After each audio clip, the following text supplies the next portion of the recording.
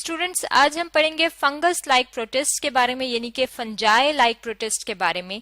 ये वो ऑर्गेनिज्म हैं, इस ग्रुप में वो ऑर्गेनिज्म आते हैं जो कि कुछ कैरेक्टरिस्टिक्स जो हैं जो फंजाई से मिलती हैं और कुछ कैरेक्टरिस्टिक जो हैं वो उनसे फर्क होती हैं। इसलिए हमने इनको एक नए ग्रुप में डाल दिया है जो कि है फंगस लाइक प्रोटिस्ट। फंजाई क्या है? फंजाई जो मशरूम है वो फंजाई है, उससे फंजाई से ताल्लुक रखती है। अब फंगस लाइक प्रोटिस्ट के बारे में अगर हम देखें वो कैरेक्टरिस्टिक जो इनकी सिमिलर है, तो यहाँ पे हमारे सामने जो है ये एक डायग्राम है।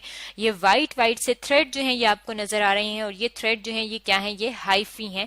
और फंगस की बॉडी जो है वो हाइफी से मिलकर बनी होती है, और जो फंगस लाइक प्रोटिस्ट हैं उनकी बॉडी भी जो है वो हाइफी से मिलकर बनी होती है। अब अगर हम वो पॉइंट देख लें जो इनके बीच में फर्क है, यानी कि जो डिफरेंस है, तो जो फंगस लाइक प्रोटिस्ट होते हैं उनके अंदर फ्लैजिला मौजूद होता है लोकोमोशन के लिए, हरकत करने के लिए, और जो फंगस हैं उनके अंदर फ्लैजिलेट सेल जो है वो मौजूद नहीं होते। इसके अलावा अगर हम बात करें तो हमें पता है कि जो फंगस है उसकी अगर हम बात करें तो उसकी जो वॉल है वो मिलके बनी होती है सेलुलोज से।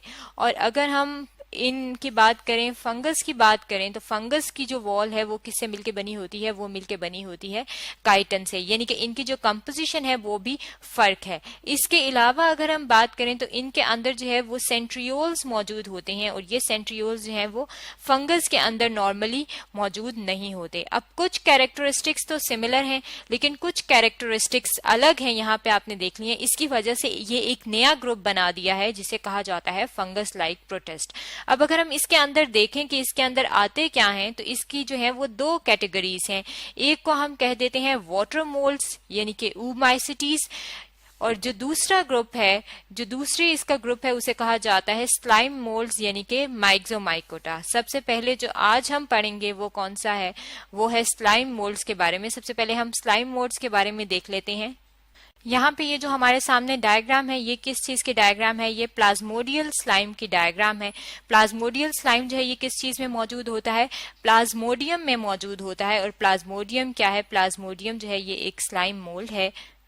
अगर हम इसकी बॉडी की तरफ देखें, यानी कि ये जो हमें स्ट्रक्चर नजर आ रही है, अगर हम इसकी तरफ देखें तो इसकी बॉडी जो होती है उसके अंदर बहुत सारे न्यूक्लियस मौजूद होते हैं, इसीलिए हम इसे कह देते हैं कि ये मल्टी न्यूक्लिएटेड होते हैं, और ज्यादा सारे इसके अंदर न्यूक्लियस मौजूद होते हैं। इसके अलावा इसका जो नेम में स्लाइम है, स्लाइम जो है वो इसलिए है कि इसकी बॉडी जो है उसके बाहर जो है वो स्लाइम मौजूद होता है, स्टिकी शीथ मौजूद होती है स्लाइम की, इसे हम कह देते हैं कि ये स्लाइम मोल्ड्स हैं। अब अगर हम इनके बारे में, इन स्लाइम मोल्ड्स के बारे में देखें तो सबसे पहले प्लाज्मोडियल स्लाइम को समझने के लिए हम अपने सामने जो है ये इसका लाइफ साइकिल देख लेते हैं कि ये जो है ये अपना लाइफ साइकिल जो है वो कैसे कंप्लीट करते हैं।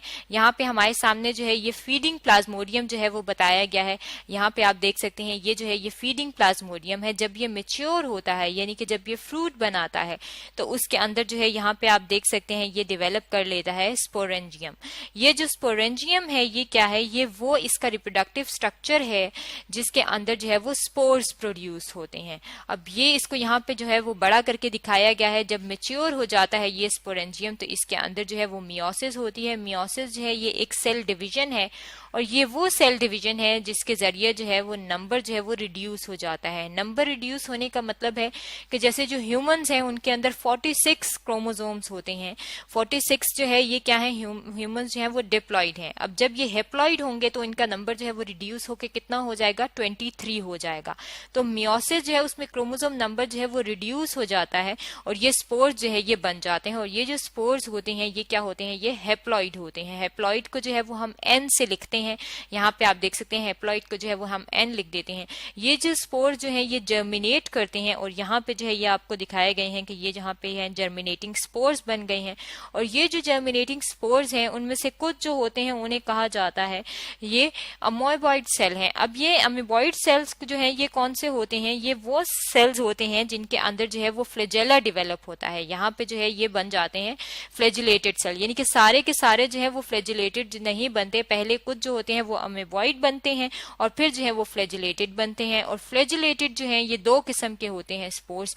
ये स्पोर्स जो होते हैं आप कह सकते हैं कि ये दो डिफरेंट टाइप के होते हैं, और जब ये दो डिफरेंट टाइप के होते हैं तो वो दोनों डिफरेंट टाइप जो है ये आपस में मिल जाती है, उसे कहा जाता है कि ये क्या है? ये सिनगेमी है। और सिनगेमी के बाद ये क्या बन जाता है? ये जाइगोट बनता है जो कि है डिप्लॉइड, यानी कि दोबारा से ये नंबर जो है वो उतना ही हाफ नंबर जो है वो आपस में मिल जाता है और ये जाइगोट जो है उसके अंदर माइटोसिस होती है और दोबारा से ये प्लाज्मोडियम जो है ये बन जाता है। और ये प्लाज्मोडियम क्या है, ये प्लाज्मोडियल स्लाइम है जो कि टाइप है किस चीज की, स्लाइम मोल्ड की।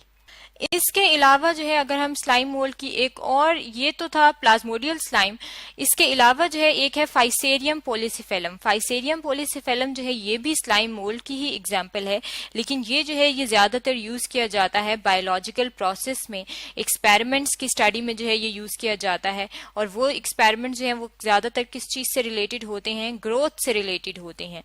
अब इसका मतलब है कि बहुत सारे जो स्लाइम मोल्ड हैं कुछ जो है वो एक्सपेरिमेंटली यूज होते हैं, लैब्स के अंदर यूज होते हैं, और कुछ जो हैं वो यूज होते हैं एज अ पैरासाइट जो कि डेड ऑर्गेनिक मैटर पे पाए जाते हैं, जैसा कि प्लाज्मोडियल स्लाइम वगैरह।